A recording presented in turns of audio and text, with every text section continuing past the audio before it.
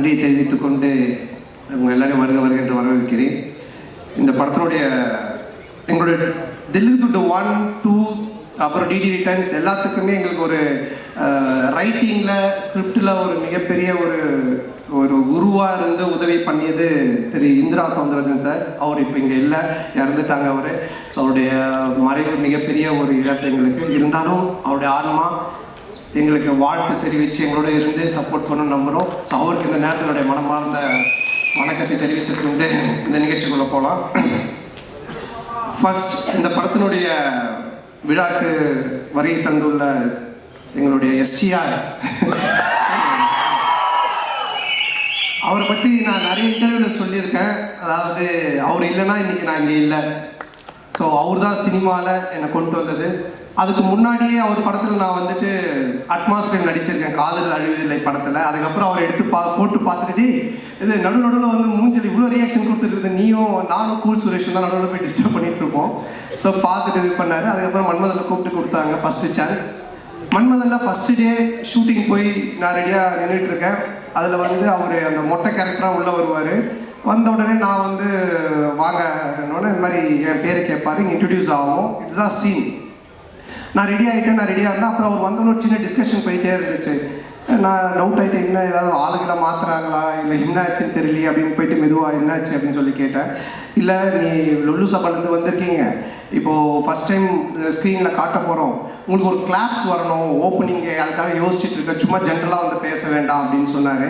அதனால் நான் வந்துட்டு எனக்கு கிளாப்ஸாக தேட்டரில் அடிப்பாங்களா அப்படின்னு சொல்லி கேட்டேன். இல்லை லுல்லு சபா டிவியில் ரீச் இருக்குல்ல, கண்டிப்பாக உங்களுக்கு தேட்டரில் கிளாப்ஸ் வரும் அப்படின்னாரு.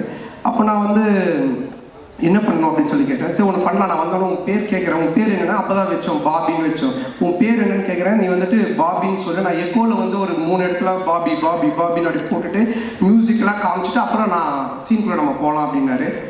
நல்லா இருந்துச்சு. அவருக்கு என்னென்னா என்னை காட்டும் போதே ஒரு கிளாப்ஸோட காட்டும் அப்படின்றதுக்காக சொன்னார். அப்போ நான் சொன்னேன், இப்படி ஒன்று பண்ணலாமா, என்ன நீங்கள் கேளுங்க, நான் வந்து 3 தடவை நானே பாபி பாபி பாபின்னு சொல்கிறேன், அதுக்கப்புறம் நீங்கள் அந்த டைலாக் சொல்லுங்கள், அப்படி பண்ணலாம் அப்படின்னா. ஒன்று அவரும் சிரிச்சுட்டு சரி நல்லா தான் இருக்குது, ஆனால் பில்டப்பாக இருக்காது, அவன் நல்லா தான் இருக்குது அப்படின்னாரு. நல்லா தான் இருக்கும் அப்படின்னு சொல்லிட்டு அப்போ தான் அந்த ஃபஸ்ட்டு டைலாக்கு அவர் வந்து என்கிட்ட கேட்பார், உங்கள் பேர் என்னன்னுவார்.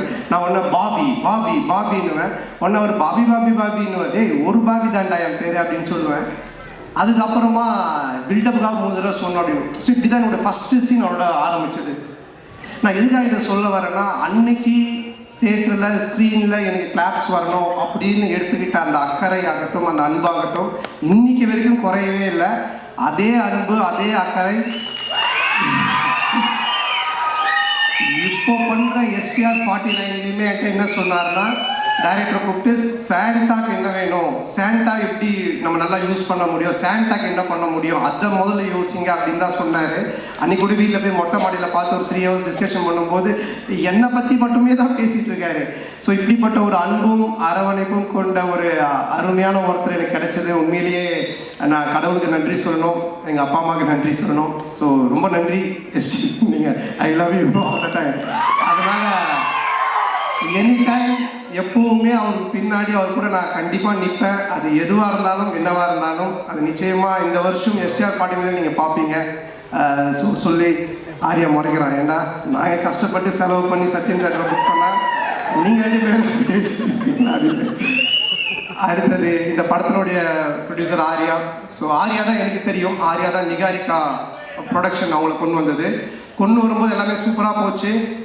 அப்போ ஆரியா வந்து ஒருத்தர் சொன்னாங்களே, கிஷோர் எங்கே வாங்க வாங்க, இவர் தான் கிளாரிட்டி கிஷோர். இவர் கூட்டிகிட்டு வந்து என்கிட்ட ஒரு ஒப்படைச்சிட்டு போயிட்டான். இவரை ஃபஸ்ட்டு கேட்டோன்னா என்ன சார்னா, அவர் வந்து ஒன்றும் இல்லை சார், எனக்கு கிளாரிட்டி இருந்தால் போதும் அப்படின்னாரு. நான் உடனே சரி ஓகே கிளாரிட்டி தானே அப்படின்ட்டேன். ஃபார் எக்ஸாம்பிள் தான் ஒரு பேப்பர் கேட்டோன்னு வச்சுங்களேன், வெள்ளை பேப்பரா இல்லை ப்ரௌன் பேப்பரான்னு. வெள்ளை பேப்பர் கோடு போட்டுதா போடாதா, கோடு போட்டது, இப்படி போட்டதா இப்படி போட்டுதா, சரி இப்படி போட்டது, சரி போட்டதுக்கு அப்புறமா உங்களுக்கு A4 ஷீட் வேணுமா சின்னதாக வேணுமா, இப்படியே போயிட்டே இருக்கும் இந்த கிளாரிட்டி. இதுக்கு எண்டே கிடையாது. நான் சொல்லுவேன் சார் நீங்கள் எதனா ஒரு பேப்பர் கொடுங்க, நாங்கள் எடுத்துகிட்டு போகிறோம் அப்படின்ட்டு. ஸோ என்னென்னா சினிமாவில் இந்த அளவுக்கு ஒரு கிளாரிட்டியாக நான் ஃபஸ்ட் டைம் ஒர்க் பண்ணது இவர் கூட தான். ஆனால் அது நல்லா இருந்துச்சு. ஏன்னா பிஃபோர் பேப்பரில் நம்ம எல்லாத்தையும் கிளாரிட்டியாக பண்ணதுனால இவ்வளோ பெரிய படத்தை எங்களால் கொஞ்சம் ஈஸியாக எடுக்க முடிஞ்சது. ஸோ அவருக்கு முதல்ல நன்றி, ரொம்ப தேங்க்யூ சார். கிளாரிட்டியாக இருக்கா பேச்சு? அதுக்கப்புறமா ஆரியா என்னுடைய நண்பர்கள், இந்த உயிர் நண்பன் அப்படின்வாங்களே அந்த மாதிரி. நாங்கள் கல்லூரி இல்லை காசு கொடுத்துருக்கான்னு சொல்லி தான் ஆகணும். அதாவது கல்லூரியின் கதை படத்தில் நாங்கள் 2 பேரும் ஃப்ரெண்டானோன்னா ஃபஸ்ட்டு படத்தில் நல்லா க்ளோஸ் ஆகிட்டோம். அப்போ வந்து படத்துலலாம் பார்த்தீங்கன்னா ஹீரோயின் ஃப்ரெண்ட்ஸாக பெங்களூர்லேருந்து ரிச் கேர்ள்ஸ் கூப்பிட்டு வந்து நடிக்க வைப்பாங்க. அவங்க தான் கூட வருவாங்க ஃப்ரெண்ட்ஸாக. அப்போ எந்த வந்து மன்மதன் ரிலீஸ் ஆகி ஒரு 2 படம் தான் ரிலீஸ் ஆகிருந்துச்சு. பெருசாக எனக்கு தெரியாது வெளியே. ரெண்டாவது அவங்க பெங்களூர்லேருந்து வந்திருக்காங்க. ஆர்யா தான் ஹீரோ. அவங்க அறிந்த மரியாதை நடித்து முடிச்சிருக்கா, ஆனால் ரிலீஸ் ஆகலை. ஸோ நாங்களாம் ஒன்றா தான் உட்காந்து சாப்பிடுவோம். எங்களுக்கு கேரவன் கிடையாது. அப்போது அவங்கெல்லாம் நீங்கள் யாருன்னு எனக்கு கேட்கும்போது நான் ஆர்யா ஹீரோன்னு தெரியும். இந்த படத்தில் நீங்கள் யாருன்னு ஒன்று ஆர்யா என்னது இவரை யாருன்னு கேட்டிங்களா? இவர் தான் comedy super star, south India comedy super ஸ்டார்ட்டான். ஆனால் அவங்களாம் is a comedy super star south India, yes Telugu Malayalam Tamil all language is a super ஸ்டார்ட்டான். ஒன்று அந்த பொண்ணுங்களாம் ஒரு மாதிரி டவுட்டாக என்ன பார்த்தாங்க. பார்த்தோட டக்குன்னு ஆரியெல்லாம் பச்சா அவங்க டவுட்டாக பார்க்குறாங்க. டக்குன்னு ஒரு காமெடி பண்ணு அப்படின்னா, ஏய் என்னடா சம்மந்தமே இல்லாமல் காமெடி சூப்பர் ஸ்டார் இப்போ காமெடி பண்ணுன்ற பச்சை பண்ணு தப்பாயிடும் நீ பண்ணு அப்படின்னா, சரி நானே அவங்க முன்னாடி சரி பழைய பாட்டுக்கு இப்போ இருக்க ஹீரோஸ்லாம் டான்ஸ் அப்படின்னா ஆடி காமிச்சிக்கிட்டு இருக்கேன். அவங்க சிரிக்கல, மச்சா பத்தலை இன்னும் நல்லா பண்ணு அப்படின்னா. இதை தான் நாங்கள் பிஎஸ்ஓபியில் கூட வச்சுருந்தோம். ஒன்று கொஞ்ச நேரம் கழிச்சு அவனும் வந்தான் நடிக்கிறதுக்கு. 2 பேரும் சேர்ந்து பயங்கரமாக அவன் ஹீரோயினா நான் ஹீரோவாக நடிச்செல்லாம் ஆடிட்டு இருக்கோம். அவங்களாம் அப்படியே பார்த்துட்டு இருக்காங்க. இதை டைரக்டரும் ப்ரொடியூசரும் பார்த்துட்டாங்க. 2 பேரும் கூப்பிட்டு என்ன சார் ஒரு ஹீரோ ஒரு காமெடின்னு அவங்க பொண்ணுங்க முன்னாடி போய் டான்ஸ் ஆடி காமெடி பண்ணிட்டு இருக்கீங்க அப்படின்போது, இல்லை சார் அவனை வந்து ப்ரூவ் பண்ண நான் சொன்ன மச்சான் எனக்கு ப்ரூவே பண்ண வேணாம், என்னை விட்டுரு நான் காமெடி இல்லாமல் கூட போகிறேன்ட்டு. அதுக்கப்புறமா அந்த காமெடி சூப்பர் ஸ்டார்ன்றது அவன் விடவே இல்லை. சேட்டை படம் அப்போ காமெடி சூப்பர் ஸ்டார் டைட்டிலே எனக்கு போட்டுட்டான் படத்தில். நான் லிங்காவில் நடிக்கும் போது ரஜினி சார் கூப்பிட்டு கேட்குறாரு, நீங்கள் காமெடி சூப்பர் ஸ்டாரா அப்படின்னு. நான் ஒன்றும் இல்லை சார் ஆரியா தான் போட்டான்னு. நீங்கள் சொல்லாமல போட்டிருப்போம் அப்படின்னு. சார் சத்தியமாக நான் சொல்லேன் சார். அதாவது என்னை எந்த லெவலில் மாட்டிக்கிட்டு இருக்காங்க. ஸோ எங்களோட ஃப்ரெண்ட்ஷிப் அந்த மாதிரி. ஆனால் இதெல்லாம் ஒன்றுமே இல்லை. இப்போ ஒரு மேட்ரு ஒன்று சொல்ல போகிறோம், அதை கேளுங்க. என்னாச்சுன்னா இந்த படம் ஆரம்பிச்சிட்டோம். இந்த மாதிரி ஆனந்த் போய் லைன் சொல்லிட்டான், ஆரியா பிடிச்சி போச்சு, ஆரியா சூப்பர் நம்ம பண்ணலாம் அப்படின்னு சொல்லிட்டான். சொல்லி முடிச்சுட்டு 6 மந்த் ஆகிடுச்சு. நான் அதுக்கப்புறம் டிடி ரிட்டர்ன்ஸ் முடிச்சுட்டு வடக்குப்பட்டி ராமசாமி அப்புறம் இங்கே நான் தான் இங்கெல்லாம் முடிச்சுட்டேன். ஸோ அப்புறம் ஆரியா வந்தால் அவங்க ஃபுல் ஸ்டோரி சொன்னாங்க. ஆரியா கேட்டுட்டான். நான் இந்த இன்பிட்வீனில் ஒரு இடம் வாங்கினேன். இடம் வாங்கி வீடு ஒரு பழைய வீட்டோட வாங்கினேன். அந்த வீட்டை வந்து ரெனோவேஷன் பண்ணிவிட்டு அங்கே போயிடலாம் அப்படின்ற ஒரு ஐடியாவில் நான் மூவ் ரெடி பண்ணிகிட்டு இருக்கேன். எங்கள் அம்மாவும் ஒய்ஃபும் வெள்ளிக்கிழமைனா அந்த வீட்டுக்கு போயிட்டு விளக்கு ஏற்றுவாங்க. ஆல்மோஸ்ட் அந்த வீடு செட் ஆகிடுச்சு, தான் போக போகிறோம் அப்படின்ட்டு. ஆரியா கதை கேட்டு முடிச்சுட்டு எங்கடா இருக்க அப்படின்னு சொன்னால், மச்சான் அது மாதிரி நான் இந்த ஒரு இடம் வாங்கியிருக்கேன்டா, அங்கே ஒரு வீடு இருக்குது, அது ரெனோவேஷன் பண்ணிட்டு இருக்கேன். சரி அங்கேயே நான் வந்துடுறேன் அப்படின்ட்டு அங்கே வந்தோம். வந்து மச்சான் படம் சூப்பராக இருக்குது, கதை நல்லா நம்ம பண்ணிடலாம், எவ்வளோ செலவானாலும் பிரச்சனை இல்லை, செம்மையாக பண்ணிடலாம். சரி இதுனா இதான் மச்சான் வீடு நான் சொன்னேன். பார்த்துட்டு இல்லை ஏய் என்னடா வீடு நல்லாவே இல்லையா மச்சான், அவன் உள்ளெல்லாம் போய் பார்த்துட்டுல மச்சான் அந்த வீட்டை இடிச்சிரு அப்படின்ட்டான். நான் ஒன்றே ஷாக் ஆகி, மச்சான் வீட்டெல்லாம் இடிக்க முடியாது மச்சான், நான் வீட்டிலலாம் சொல்லிட்டேன் இதை ரெனோவேஷன் பண்ணுறேன், இடிச்சா நிறைய செலவாகும், அதுவும் இல்லாமல் ரொம்ப நாள் ஆகும்ல, ஏய் கம்ப்யூட்டர் நீ ஏதாவது வந்து இப்படி தான் பண்ணுவேன் இடாம அதுக்கப்புறமா வந்துட்டு இது சரியில்லை அது சரியில்லை சொல்லிட்டு இருப்பேன் அப்படின்னு சொல்லிட்டு என்ன பண்ணிட்டான்னா, வீட்டு இடிக்க சொல்லி உடனே அவங்க ஃப்ரெண்டுக்கு ஃபோன் பண்ணி இந்த மாதிரி மச்சான் சந்தான வீடு தான் அட்ரஸ் நான் அவனுக்கு அனுப்புகிறேன், நீ இந்த வீட்டை வந்து இடிச்சு ஃபுல்லாக டெமாலிஷ் பண்ணுறேன். உடனே அவன் வந்து ஒரு பாய்க்கு ஃபோன் பண்ணால், ஒரு பாய் ஒருத்தர் வந்தார். சண்டே நைட் இது நடக்குது. மண்டே டியூஸ்டே வெட்னஸ்டே தேர்ஸ்டே இடித்து தரமட்டமாக்கி எல்லாத்தையும் வாரின்னு போயிட்டாங்க. வெள்ளிக்கிழமை எங்கள் அம்மா ஒய்ஃபை போய் விலை கேட்குவாங்கல்ல, அவங்க வெள்ளிக்கிழமை போயிருக்காங்க. நான் சொல்லலை எல்லாம் திட்டுவாங்க அப்படின்ட்டு. எங்கள் அம்மா போய்ட்டு வீட்டை காணும் சொல்லி தேடிக்கிட்டே இருக்கிறாங்க. இந்த தெருவு போயிருக்காங்க, அந்த தெருவு போயிருக்கிறாங்க. அதுக்கப்புறம் எனக்கு ஃபோன் அடிக்கிறாங்க, ராஜா நம்ம வீட்டை காணும்பா அப்படின்ட்டு. நான் எப்படா சொல்கிறதுன்னு எனக்கு தெரியல. அதுக்கப்புறம் கொஞ்சம் வீட்டுக்கு வரமா நான் சொல்கிற மாட்டேன், வீட்டை காணல இல்லைம்மா நான் வந்து சொல்கிறேமான்ட்டேன். அம்மா இல்லைம்மா ஆரியா வந்தா அன்னைக்கு பார்த்துட்டு வீட்டை இடிச்சிட்டு புதுசாக காட்டலாம் நல்லா வரும், நான் சொன்னால் கரெக்டாக இருக்குமா அப்படின்னா. உடனே எங்கள் அம்மா ஷாக்கா, ஏண்டா நீங்கள் 2 பேரும் படத்தில் தானடா அப்படி பண்ணுவீங்க, நிஜ வாழ்க்கை நம்மடா பண்ணுவீங்க, ஒரு வீட்டை இடிச்சிட்டு கிரவுண்டாக கேட்டு. ஸோ இந்த லெவல் நாங்கள் 2 பேரும் ஃப்ரெண்ட்ஷிப்பு. ஆனால் என்னென்னா இதில் ஒரு விஷயம் நான் சொல்கிறது, 2 பேருமே இது வரைக்கும் அந்த கல்லூரி கதையிலேருந்து இன்றைக்கி வரைக்கும் பயந்ததே கிடையாது. சினிமாவில் இப்படி பண்ணலாம் அப்படி செய்யலாம் அப்படி செய்யலாம் பயந்ததே கிடையாது. எதுவாக இருந்தாலும் தைரியமாக பண்ணுவோம். ஐயோ அது அப்படி ஆகிடுமோ, ஐயோ இப்படி ஆகிடுமோ, இப்படி பண்ணால் அப்படி ஆகிடுமோ அப்படின்ற பயம் எங்களுக்கு கிடையவே கிடையாது. வாழ்கிற வரைக்கும் ஜாலியாக வாழ்வோம், நல்லபடியாக வாழ்வோம், இன்னும் வருதோ பார்ப்போம், ஃபேஸ் பண்ணுவோம், அப்படியே போயிட்டே இருப்போம். அந்த ஒரு எனர்ஜி தான் இன்னைக்கு வரைக்கும் ஆரியாவை இங்கே ஒரு இந்த இடத்துல கொண்டு வந்து ப்ரொடியூசராக நிற்க வச்சிருக்கு. என்னையும் ஒரு படம் பண்ணி போயிட்டு இருக்கிற இடத்துல வச்சிருக்கு. ஸோ நாங்கள் 2 பேரும் பயந்ததே கிடையாது. இந்த படம் நீங்கள் சொன்ன மாதிரி ஆரியா சொன்ன மாதிரி என்னுடைய பிரச்சனையை தீர்த்து படத்தை பண்ணுறதெல்லாம் வந்துட்டு வேறு யாரெல்லாம் இருந்தாங்கன்னா என் வீட்டு வாசலே தான் படுத்திட்டு இருந்திருப்பாங்க. ஸோ அந்த அளவுக்கு ஏன்னா ஆர்யா சொன்னது, நீ இந்த படம் பண்ணி முடிக்கிற வரைக்கும் வேறு படம் கமிட் ஆகாத, ஃப்ரீயாக பண்ணு, உன் பிரச்சனை எல்லாத்தையும் நான் பார்த்துக்கிறேன், உன் வேலை படத்தை ஜெயிக்கிறது மட்டும்தான் அப்படின்னு சொன்னால், அதுக்காக இறங்கி இந்த படத்தில் வேலை செஞ்சுருக்கேன். நிச்சயமாக இந்த படம் மிகப்பெரிய ஒரு வெற்றி படமாக ஆர்யாவுக்கு நான் திருப்பி தருவேன். மிகப்பெரிய வெற்றி படமாக இது இருக்கும். இந்த படத்தினுடைய இயக்குனர் ஆனந்த், பிரேமானந்த். ஸோ நான் வந்து தமிழ் சினிமாவின் கிறிஸ்டோஃபர் நோலன் அப்படின்னு தான் சொல்லுவேன். ஒரு கதை சொன்னால் அதை பல லேயரில் சொல்லுவான். டிடி ரிட்டர்ன்ஸ் பார்த்தீங்கன்னா ஒரு ஹாரர் தான், ஆனால் ஹாரருக்குள்ளே ஒரு கேம் ஷோ இருக்கும், கேமுக்குள்ளே ஒரு பணம் திருட்டு போகிற ஒரு அட்வென்ச்சர் இருக்கும். ஸோ இப்படி த்ரில்லரு, அட்வென்ச்சரு, அதுக்குள்ளே கேம், இப்படி நிறைய மல்டி லேயர்ஸில் ஒன்று பண்ணுவான். அந்த மாதிரி தான் இந்த கதை எனக்கு தெரிஞ்சு இன்றைக்கி ஸ்டேஜில் உட்காந்துருக்க யாருக்குமே தெரியாது. ஈவன் ஆர்யா கூட சரியாக தெரியாது, யாருக்கும் நடித்தவங்களுக்கு தெரியாது. இதை எடுத்து முடித்து பார்த்தா மட்டும்தான் இது புரியும். ஆனால் பார்க்கும்போது அவ்வளோ கிளாரிட்டியாக, கிளியராக, அவ்வளோ காமெடியாக ஒர்க் அவுட் பண்ணுவான். ஸோ அந்த விதத்தில் ஆனந்தை நான் பாராட்டுறேன். ஆனந்துக்கு மனமார்ந்த நன்றி. ஆனந்த் சொன்ன மாதிரி முருகன் அவனை மேடத்துக்குங்க, அவன் வந்து அந்த வானத்தை போல விஜயகாந்த் மாதிரி பண்ணுவான். அப்படியே தூரமாக நின்று கை காட்டுவான், ஃபீல் பண்ணுவான். ஆனால் வந்து அப்புறம் கேட்பான், என்ன சொல்லவே இல்லை அப்படின்னு. வா இல்லை சொல்லியாச்சு, உன்னை பற்றி மேலே வா. இவன் தான் அங்கே ஓரமாக நிற்கிறான் பாருங்க. அதாவது வந்துட்டு இந்த கேட்டு ஓரமாக என்னுடைய சைல்ட்ஹுட் ஃப்ரெண்டு, நான் ஜெயிக்கிறது அவனுடைய வெற்றி மாதிரி நினைப்பான்.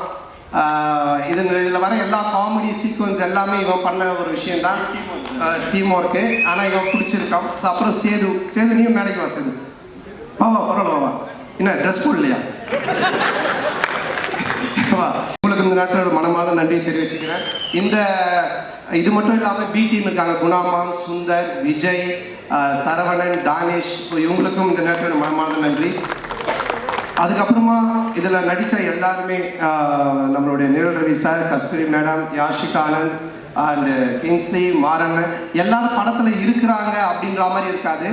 மாறண்ணனுக்கு ஒரு டிவி காமெடி இருக்குது, கண்டிப்பாக செம்மையாக இருக்கும். அது கிங்ஸ்லிக்கு ஒரு தலைகீழ நடக்கிற காமெடி இருக்குது, மொட்டராஜேந்திரனுக்கு ஒரு எலி காமெடி இருக்குது, அண்டு நிழல் ரவி சாருக்கு வந்துட்டு ஒரு டாய்லெட் காமெடி இருக்குது. ஸோ யாஷிகானதுக்கு ஒரு பாட்டில் காமெடி இருக்குது, நம்ம கஸ்தூரி மேடம்க்கு ஒரு புக் காமெடி இருக்குது. இப்படி நான் சொல்கிற மாதிரி இந்த காமெடிலாம் நீங்கள் நோட் பண்ணி வச்சுக்கோங்க. தேட்டரில் கண்டிப்பாக பயங்கர கிளாப்ஸ் வரும், நீங்கள் என்ஜாய் பண்ணுங்க. ஸோ எல்லாருக்குமே காமெடி வந்து அவ்வளோ நல்லா ஒர்க் பண்ணியிருக்காங்க, ரொம்ப நல்லா ஒர்க் ஆகிருக்கு. அப்புறம் இந்த படத்தினுடைய technician, cameraman sir Deepak sir, எங்களுடைய டீம், அவருடைய வேரியேஷன், நாங்கள் லைனாக ஹாரர் படம் பண்ணாலும் அவரோட அதில் ஒவ்வொன்றுத்துலேயும் ஒரு வேரியேஷன் காமிச்சிக்கிட்டே இருப்பார். ரொம்ப பொறுப்பானவர், ரொம்ப கரெக்டாக எல்லாத்தையும் பார்த்து பண்ணுவார், ரொம்ப செலவு பண்ணாமல் கரெக்டாக பண்ணுவார். ஸோ ரொம்ப என்னை அழகாக ரொம்ப நல்லா காமிச்சிருக்காரு இந்த படத்தில். ஸோ அவருக்கு என்னுடைய மனமார்ந்த வாழ்த்துக்கள். அவருடைய டீம் பாலாஜி, கார்த்தி அண்ட் கிரிண்டோ, அவங்களுக்கும் வாழ்த்துக்கள். கேமராமேன் சார் வந்துட்டு ஒன்லி ஒர்க்கு மட்டும் இல்லை, அங்கே நிறைய ரோப் ஷாட்லாம் போயிட்டே இருக்கோம்ல, கேமரா தான் இருப்பார். கட்டு சொன்னோன்னே டக்குன்னு கேமரா விட்டு ஓடி வந்து ரோப்லேயும் ரொம்ப அவர் கை கொடுப்பாரு. இல்லை சார் சிரிக்கிறார் பாருங்க, ஏன்னா ஹீரோயினுக்கு தான் கொடுத்தாரு.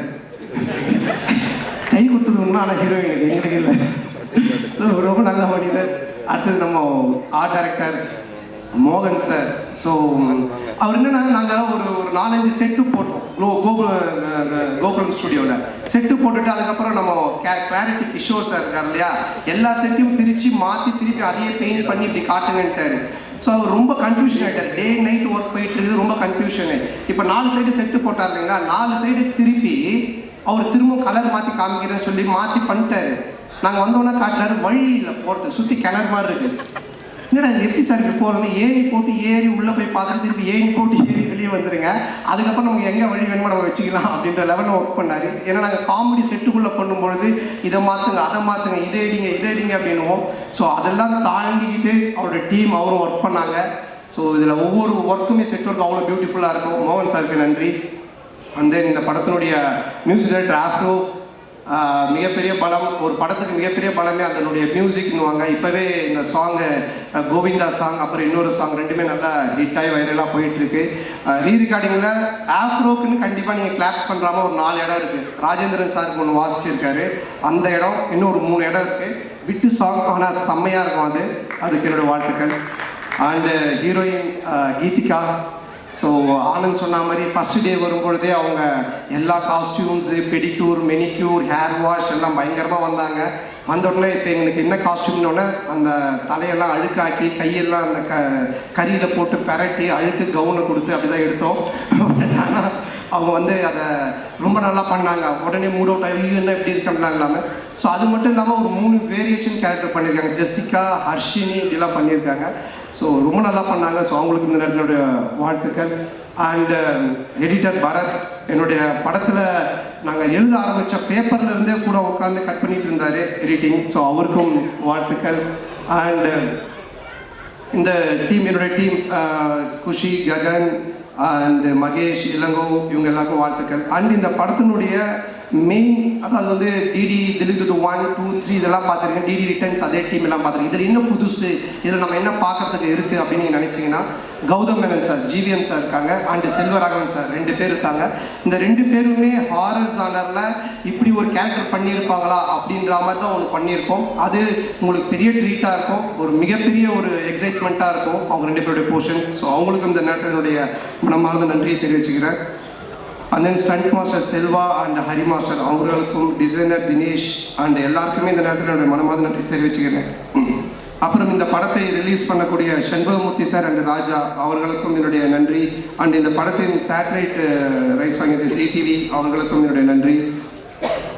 ஸோ எப்பவுமே நான் ஒன்று சொல்லுவேன், நம்ம ஒன்று ஜெயிக்கிறோம், ஒருத்தர் ரொம்ப உச்சத்துக்கு போகிறான், இல்லை லைஃப்பில் வந்துட்டு ரொம்ப ஒரு உயரத்துக்கு போகிறான் அப்படின்னு சொன்னால், நான் ஃபார் எக்ஸாம்பிள் ராமாயணம் கூட சொல்லுவேன். ராமரை பற்றி எல்லாரும் பேசுவாங்க, ஆனால் அதுக்கு காரணம் ராமர் மட்டும் இல்லை, அதில் அவர் கூட இருந்து அவரை பற்றி பேசின சீதா அண்ட் லக்ஷ்மணன், விபூஷணன், பரதன், ராவணன், இப்படி எல்லா கேரக்டருமே சேர்ந்தது தான் அந்த ராமன் அப்படின்ற ஒரு எலிவேஷன். அந்த மாதிரி யாராக இருந்தாலும் வாழ்க்கையில் ஒருத்தர் ஒரு உயரத்துக்கு போகிறான்னா அவன் மட்டுமே இல்லை, அவனோட டேலண்ட்டை மட்டுமே காரணம் இல்லை, அவனை சுற்றி இருக்கிறவங்க எல்லாருமே காரணம். அப்படி என்னை சுற்றி இருக்கிற இங்கே இருக்கிற என்னுடைய நண்பர்களாக இருக்கக்கூடிய மேடையில் இருக்கக்கூடிய எல்லாருமே, அப்புறம் அந்த ஏதோ சிரீஷ் நண்பர் அந்த கடைசியில் உட்காந்துருக்காரு. ஸோ இந்த மாதிரி ஒரு நட்பெல்லாம் கிடச்சது எனக்கு மிகப்பெரிய ஒரு பாக்கியம் தான் நினைப்பேன். என்னுடைய முதுகெலும்பாக இருந்து என்னுடைய டீம் எனக்காக எழுதிட்டு இருக்கிறது, இந்த மேடையில் உட்காந்துட்டு இருக்கு, எனக்கு வாய்ப்பு கொடுத்த எஸ்டிஆர்லேருந்து இன்றைக்கி நாங்கள் ஹீரோவாக இந்த படத்தில் நிற்கிறதுக்கு காரணமாக இருக்க ஆர்யாவிலேருந்து, மாறன்லேருந்து எல்லாருமே, அந்த அன்னைக்கிலேருந்து இன்றைக்கி வரைக்கும் எனக்கு சப்போர்ட் பண்ணிகிட்டு இருக்கிற மீடியா அண்டு ப்ரெஸ். ஸோ ரொம்ப நெருங்கிய நண்பர்கள் நிறைய பேர் இருக்கீங்க. பர்சனலாக ஃபோன் பண்ணி இதை இப்படி சொல்லுங்கள், இதை பண்ணுங்கள், செய்யுங்கன்னு எனக்கு சப்போர்ட் பண்ணிகிட்டு இருக்கீங்க நீங்கள். அதுக்கப்புறம் ரொம்ப என்ன சொல்கிறது, நம்ம ஃப்ரெஷ்ஷாக ஜாலியாக ஒன்று ஒர்க் பண்ணால் நம்ம குடும்பம் ஃபஸ்ட்டு ஹாப்பியாக நம்மளை வச்சுக்கணும். ஸோ என்னுடைய அம்மா, என்னுடைய மனைவி, என்னுடைய குழந்தைகள், ஸோ அவங்களுடைய இன்புட்ஸ், அவங்களுடைய அன்பும் அரவணைப்பும். அப்புறம் 12 வருஷம் கழித்து ஒருத்தர் படம் வந்து அந்த காமெடியை ரசிக்கிறீங்கன்னா, என் மேலே அளவு கடந்த அன்பு வச்சுட்டு இருக்கிற என் உயிரினும் மேலான அன்பு சொந்தங்களாகிய என்னுடைய ரசிகர்கள் நீங்கள் தான். ஸோ உங்களுடைய இந்த ஒரு அன்பும் மிக முக்கிய ஒரு காரணம். அதுவும் இல்லாமல் இன்றைக்கி ஃபங்க்ஷனில் ரொம்ப நாளைக்கு அப்புறம் என்னுடைய சொந்தங்களை கூப்பிட்டு வந்திருக்கேன். மாமா, அக்கா, அண்ணன், சித்தி, அத்தை, மாமான்னு. ஸோ அவர்களுக்கும் எல்லா குட்டீஸ்க்கும் இந்த நேரத்தில் என்னோட மனமார்ந்த நன்றி தெரிவிச்சுக்கிறேன். May 16th ரிலீஸ் ஆகுது. டெஃபினட்டாக படம் உங்கள் எல்லாரையும் மிக பெரிய லெவலில் திருப்திப்படுத்தும். நல்ல காமெடி ஒர்க் பண்ணியிருக்கோம். நீங்கள் தியேட்டரில் போய் பாருங்கள், பயங்கரமாக என்ஜாய் பண்ணுவீங்க. டிடி ரிட்டர்ன்ஸை விட 3 மடங்கு உங்களுக்கு ஒரு ட்ரீட் இருக்குது. அதை வந்துட்டு ரொம்ப ஆணித்தனமாக நான் சொல்லுவேன். ஸோ டெஃபினட்டாக நல்லா என்ஜாய் பண்ணுவீங்க. அது மட்டும் இல்லை, கொஞ்சம் பார்த்து பண்ணுங்கள். என் காசாக இருந்தால் பரவாயில்ல, நண்பன் காசு.